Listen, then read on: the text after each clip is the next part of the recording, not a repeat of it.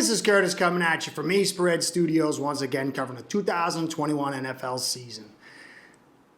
Gonna dig into my Dolphins today. Now, I have to apologize. I had to call an audible. I was gonna have a film study of the offensive line and Tua, full game study. Really, I cut the tape. I've watched the game, 10 plus times in slow-mo and all that other stuff. But my family came up to me early this morning and said, Daddy, it's Thanksgiving. Let's get ready for tomorrow. Thanksgiving. It's Thanksgiving tomorrow. I knew it was Thanksgiving. Like it was coming. Like I could sense it, but somehow it got lost in the shuffle. So my kids and my wife, I got to prepare. It's a big day. Even my wife forced me to shave up and kind of look, get away from the Neanderthal look. So I got the tape cut. I'm going to do it, work on it late tonight, early tomorrow before they wake, and then probably tomorrow night and early Friday morning for a Friday delivery. So it's coming. But what I have for you today, it was a shocker to me in some ways, and I think it's going to be a shocker to you. Now, I want to thank commenter Brother Bluto, who really turned me on to this direction. I haven't heard from you, Brother Bluto, in a while, so I hope you're all right. But thanks for the information here. This podcast is based off your info, and again, that's why I love the comments and I'm talking to you guys. But what I'm going to do here is take the history of the tenure of Bobby Grier, Chris Grier's father, with the Patriots. I'm going to go over it. And you're going to be highly surprised and kind of feel like a Twilight Zone. I feel like that effect when you see how parallel it runs in course with Chris Grier's tenure with the Dolphins. It is bizarre. Like, I kind of knew some of it, but this is like when I was talking to a bunch of commenters about Brian Flores cutting coaches, and I did the research, and all of a sudden it was like the light went on, like, whoa. I missed a lot of stuff here, and it became so clear. In the same regard, this is going to do the same thing, but in a more bizarre way. So, also, before I get into it, I want to give a shout out. I'm going to be on the Mafia Sports Report live stream Saturday night with Tommy, the host. And basically, it's a AFC East discussion panel, and we all talk about the AFC East. He's a Bills fan. There's some guys on it. There's 2 Dolphin fans, and I think there's 2 Patriots fans. The second Dolphin fan is going to be me. No one wants to be the Jets fan, but I kind of try to cover the Jets as best I can. So we're going to have a really nice, long conversation. I was on the show 2 weeks ago. It was a really good bunch of guys, informative. I learned some stuff. I had a really great time. So if you want to check it out, it's the Mafia Sports Report. I'll be on Saturday night. So anyway, all right, let's move forward quick. Thanksgiving. All right, so Bill Parcells had this quote about his departure. And if you remember, he went to the Super Bowl, lost it, and a report came out that day, I believe, or maybe the day before, that Parcells had planned to quit. Even with the fact that he was going to be in the Super Bowl. So later on, Parcells said people had convinced Bobby Grier that quarterback-receiver tandem was the thing that was going to elevate the franchise. And the case in point was Joe Montana and Jerry Rice. So the relationship between Bobby and Bill became untenable when Kraft orchestrated a draft day first-round coup d'etat, ordering personnel director Bobby Grier to select Terry Glenn instead of Parcells' choice as a defensive lineman. Okay? So, because of the owner's interference, Parcells made that famous statement, if you're gonna deliver the groceries, you gotta cook it, whatever that thing was, and this started a whole series of events that are weirdly parallel to what's going on in Miami. Now, there's contrary opinions on this. And these are all, I'm going to put the links in the articles below because it's not me making the stuff up. I'm going to work harder to be a better journalist and provide more documentation on my on citing my sources and stuff. Graham wrote in this article, I don't know who Graham was, I can't remember his name, he was a writer, I think at Boston Herald or something, or ESPN. Bill Parcells left in large part because owner Robert Kraft sided with Grier on the selection of Ohio State receiver Terry Glenn in 1996. So this was a more recent article, and it would seem that Kraft ordered Grier to draft a receiver because Grier had espoused the drafting of Glenn to Kraft. And so Kraft sided with his GM, who he knew, over his coach. Now, after that, if you remember, Parcells then he quit and was hired by the Jets, and there was a whole draft trade on that. And then Martin, it was a poison pill deal where he went to the Jets with Parcells. So the Patriots had this vast horde of picks. And Kraft said on Martin, "We did not challenge the contract because we think it's the best for the New England Patriots. We've got an opportunity to build our team for a number of years with some very good draft choices." Does that ring a bell at all? So a writer at the time said that the deals made were so good that the Patriots have 6 of the first 82 picks, featuring 2 selections in each of the first 3 rounds. But this writer also said, don't be deceived in thinking the Martin deal is a slam dunk for the Patriots, that New England can automatically parlay the deal and their other high draft picks into a Dallas-type dynasty of the recent past. And if you check out Sued Hustle, there was that famous ESPN analyst said the very same thing about Grier's tanking to get the picks and the trading and all that stuff. It was exactly parallel. Now, the Patriots got a 4th, a 3rd, a 2nd, and a 1st from the Jets, spread over like 2 or 3 years. They also received a 1st and a 3rd in compensation for Martin. And those picks became running back Cedric Shaw, offensive lineman Damon Dawson, wide receiver Tony Simmons, linebacker Andy Katzenmoyer, and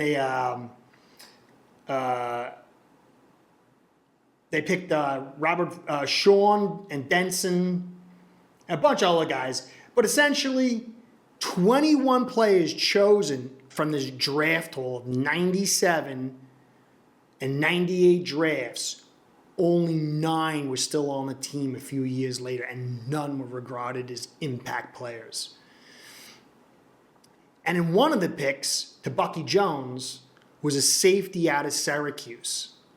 And Grier drafted him, and contrary to many scouts, tried to turn him into a cornerback, and it failed. So there was this hard-headedness of, I am smarter than you. I can get rid of known players to get draft picks, but then fail in the acquisition phase. Does that remind you of anyone? Anyone? Bueller? Okay, so now, when Carroll was fired, Carroll had 2 seasons. People said they were trending down, but the drafts were disastrous. So Carroll sucked, but you had vast horde of draft picks and failed to acquire them, to acquire any real talent. I think he went to the playoffs twice or something, whatever.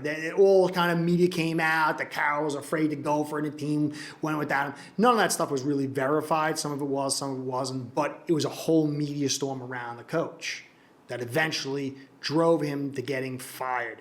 But we also have to remember that Kraft had his eye on Bill Belichick when he was with Parcells and didn't want to hire him when Parcells left because he didn't think it was the time. So over 2 years, he was dating him when he had another coach.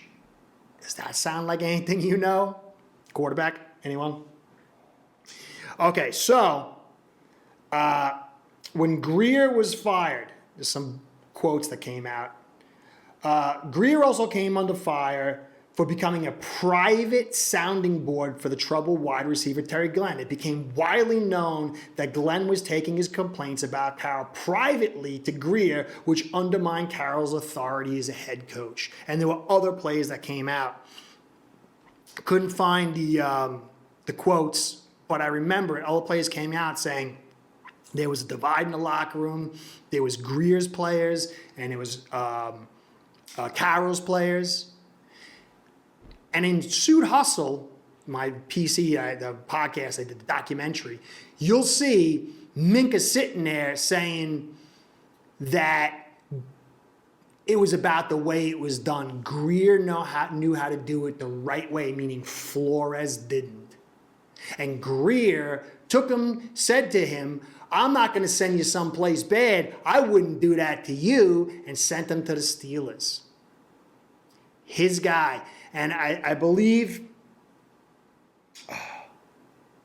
there's a commenter, a real good commenter I always talk to. His name slipped. I'm sorry, brother. You'll know who you are. He said, and it was a really astute point, he said, Ross had kind of said, let's trade back. And some people say that it was to get Lamar. Some people say it wasn't. It was up in the air. But he said, let's trade back, get more picks. But Chris Grier demanded Minkah Fitzpatrick. He made the call. And if he had traded back, he would have gotten extra picks and possibly Lamar. So this was like a very serious thing for him to take Minkah. And what did Flores do? Flores wanted Minkah, to play a role and to do a certain kind of job. And Minkah, in his second year, said, forget that. Mommy, Twitter and get me out of here. And this comment, sorry, brother, man, I totally forgot your name. It's there. I'll remember as soon as I'm done. Camera freeze. But he said this was possibly the first rift between Grier and Flores. And Flores took so much heat at that time. There was the whole Stills deal, and they presented Flores as a bad guy, that Minkah, he just wasn't being used right. The kid was a second-year player who really didn't have a great first season. How does he get to determine what his job is? He went to Daddy Grier, and he had a split between, the GM should have said, no, you're going to sit in the bench. You ain't going to play. You ain't ever going to play again. But that's not the way it worked out. Does that remind you of the Terry Glenn matter?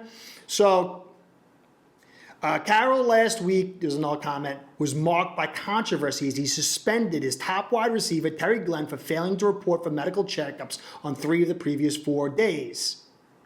Carroll was also criticized indirectly by Bobby Grier, vice president of personnel, who said players he drafted would have been better had they been used more. So there was animosity on how to use players. Players were going to Grier on the side. How to use them. Minkah, he's too good to tackle. Don't tackle, man. Brandon Jones can. So, but this is a really strong point, which gets to the heart of what I'm saying. But Carroll believes the autonomy to run his program his way was something Kraft reneged on him after his hiring. So he came into the deal thinking, hey, man, I get to run my program. I get to kind of pick the players or have a strong say, and he didn't. On a conference call with New England media Wednesday afternoon, Carroll said, when I went to New England, I was really committed to be able to bring the philosophy and do it exactly the way you wanted to do it and be in control. It really didn't work out that way, the way I had hoped, until I went back to USC when I got a chance to be in charge again and be a head coach. Be a head coach. I got to see the philosophy through from head coach throughout. I thought it was really important. I learned that along the way. So he wasn't able to implement the philosophy he wanted because he was being undermined with the owner and the GM. And Kraft was a new owner, and it would seem like he was relying on Bobby Grier, who stuck with him, who had been with the organization for a long time, like 17 years or something at this point. And does this remind you at all of suddenly Brian Flores wants to win, and all of a sudden he's told Tua is starting by Flores, and it leaks out to the media, and he's forced now to start him? Go check Sid Hustle. I have all the evidence there. How did that leak get out? Who knew he was starting besides Flores? Obviously didn't till that day. Baker even said the one thing with Brian Flores, he always lets everybody know the news before it comes. Tua said, I went to the office to study film with Coach Flo, and the GM was there, and they told me I was starting. Who leaked that Tua was starting? Interesting. So have we noticed that the philosophy, you can go check the start of the 2020 season, and Chris Grier is sitting there with Brian Flores, and he says, competition is the most important thing in the world. Everybody's about competition. And then they asked him, well, is Tua going to have competition? Oh, yeah, Tua's going to have competition. But let me tell you, he's the starting quarterback. Does that also remind you of maybe Austin Jackson? Why is Austin Jackson continuing to start, even though it's about competition? It wasn't about competition with Tua. He wasn't ready. He wasn't hurt. Gailey said he wasn't ready, and they bumped him out for Fitzpatrick. Flores didn't make that call. Gailey wasn't even involved in it. Either Ross and the GM, or like here, the GM told the owner and convinced the owner to make it happen. Remind you of anything? So, after Carroll was gone, he got fired. The writers in Boston wrote this: Kraft must A, make Grier the boss, have him name a new coach and hold Grier to the fire. B, fire Grier, name a new GM and make him boss. Or C, my choice is to get the all-powerful Oz, Parcells too, to run the show. Belichick also fired. When Belichick came in, he also came in, fired Bobby Grier, and fired National Scout Dave Uris. So they already was saying these are the choices, very similar to what choices we got. But when Belichick came in, he got rid of Grier. He got him through the draft. And yes, Grier is noted to have be involved in the Brady pick. But it's not about drafting just a quarterback. Nice, great job. But you've blown some of the other picks. But if he was so good, Belichick wouldn't have fired him. But Belichick fired him and started cleaning house in the scouting staff. And here's the interesting thing.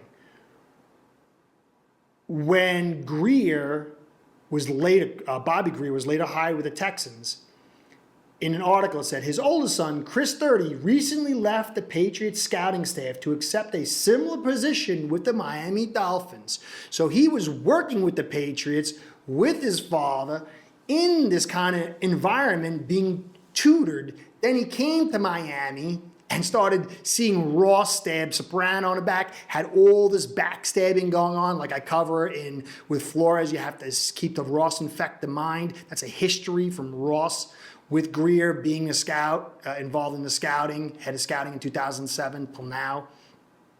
And it said, eventually, basically, Bobby Grier spent 18 years in the Patriots' employ and eventually reigned supreme over the football operations.